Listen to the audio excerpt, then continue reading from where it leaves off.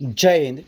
Only for study ચેનલમાં તમારા દરેક મિત્રોનું હાર્દિક સ્વાગત છે.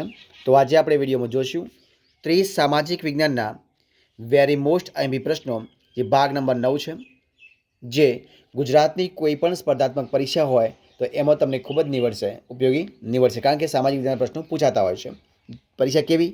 તો જેવી કે police constable, ASI, PSI, junior car, તલાટી, ટેટ 1-2, ટાટ 1-2, યુપીએસસી, જીપીએસ. મિત્રો, કોઈ પણ સ્પર્ધાત્મક પરીક્ષા હોય તો એમાં તમને ખૂબ જ ઉપયોગી નીવડશે. તો જોઈએ આપણે 30 સામાજિક વિજ્ઞાનના વેરી મોસ્ટ ઇમ્પોર્ટન્ટ પ્રશ્નો, ભાગ નંબર 9. આજનો પ્રશ્ન એક તમારી સમક્ષ છે. જુઓ કે ભારતે કયા પડોશી દેશને તેના સામાજિક અને આર્થિક વિકાસમાં ઘણી મદદ કરી હતી? મિત્રો, નેપાળને. કોને કરી? નેપાળને. પ્રશ્ન જોઈએ આપણે આગળ કે હિમાલયમાંથી નીકળતી કેટલીક નદીઓ કયા દેશમાં થઈને ભારતમાં આવે છે? તો નેપાળમાં થઈને આવે છે. ક્યાંથી આવે છે? નેપાળમાં થઈને આવે છે. ભારતના કયા પડોશી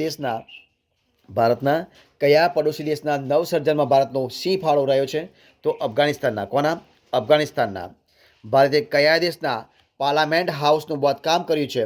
તો ભારતે જે અફઘાનિસ્તાન દેશ છે, અફઘાનિસ્તાન દેશના જે પાર્લામેન્ટ હાઉસ છે એનું બાંધકામ ભારતે કર્યું છે.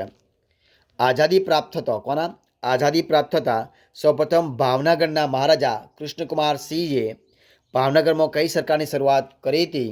તો જવાબદાર સરકારની. કોની? જવાબદાર સરકારની શરૂઆત કરી હતી. જોઈએ પ્રશ્ન આપણે આગળ કે ભારતના દેશી રાજ્યોના રાજાઓમાં દેશભક્તિ કોણે જાગૃત કરી હતી? તો એ કરી હતી સરદાર વલ્લભભાઈ પટેલે. કોને કરી? સરદાર વલ્લભભાઈ પટેલે કરી હતી. સરદાર પટેલના સચિવનું નામ શું હતું?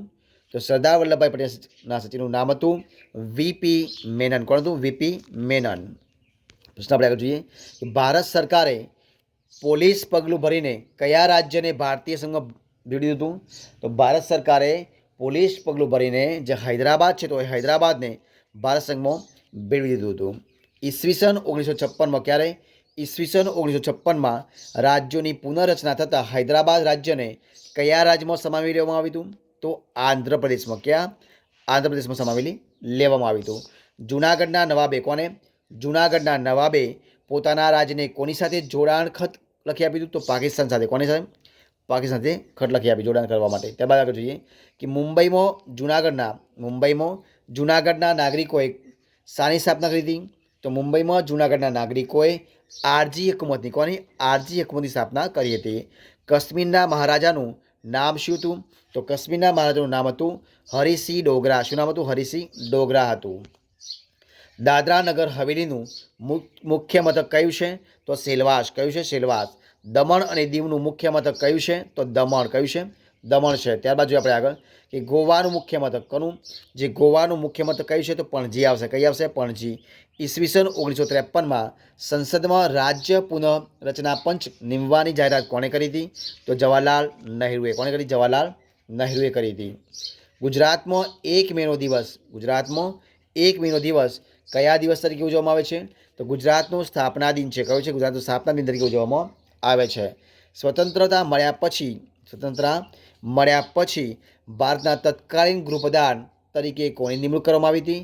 તો સરદાર વલ્લભભાઈ પટેલની. ઈસવીસન 2014માં. ક્યારે? ઈસવીસન 2014માં આંધ્રપ્રદેશમાંથી કયા અલગ રાજ્યની રચના કરવામાં આવી હતી? તો જવાબ આવશે તેલંગાણા. શું આવશે? તેલંગાણા રચના કરવામાં આવી હતી. ઝારખંડની રચના કયા રાજ્યમાંથી કરવામાં આવી હતી? તો મિત્રો, તો ઝારખંડની રચના જે છે એ જે બિહાર રાજ્ય છે, બિહાર રાજ્યમાંથી કરવામાં આવી હતી. પ્રશ્ન આપણે જોઈએ કે ઈસવીસન 2000માં. ક્યારે? ઈસવીસન 2000માં. ક્યારે? ઈસવીસન 2000ની અંદર મધ્યપ્રદેશમાંથી કયા રાજ્ય અલગ કરવામાં આવી? તો મિત્રો, ઈસવીસન 2000ની અંદર મધ્યપ્રદેશમાંથી જે છત્તીસગઢ છે તો છત્તીસગઢને અલગ કરવામાં આવ્યું હતું. પ્રશ્ન આપણે જોઈએ કે ઈસવીસન 2000માં. ક્યારે? ઈસવીસન 2000માં ઉત્તરાખંડની રચના કયા રાજ્યમાંથી કરવામાં આવી હતી? તો ઉત્તર પ્રદેશમાં. ક્યાંથી કરવામાં આવી હતી? ઉત્તર પ્રદેશમાંથી કરવામાં આવી હતી. અસમમાં કઈ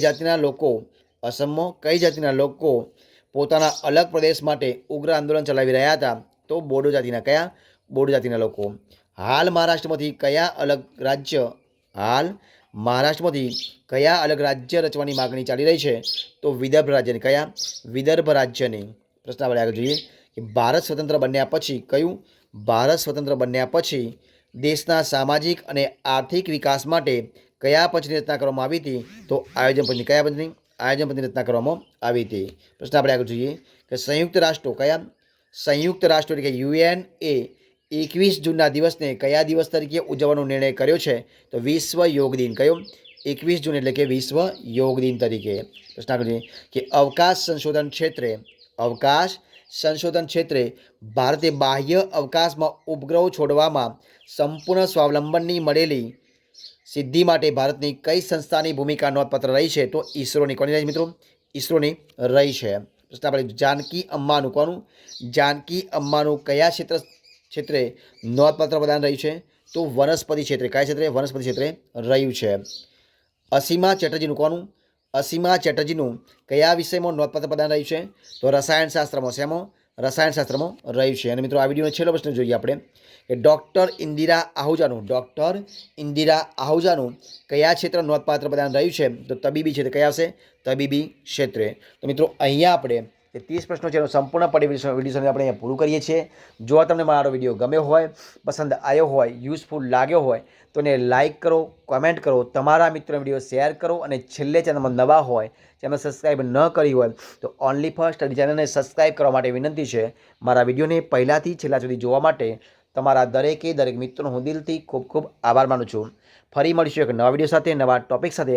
ત્યાં સુધી બની રહો. જય હિન્દ, જય ભારત, બેસ્ટ ઓફ લક.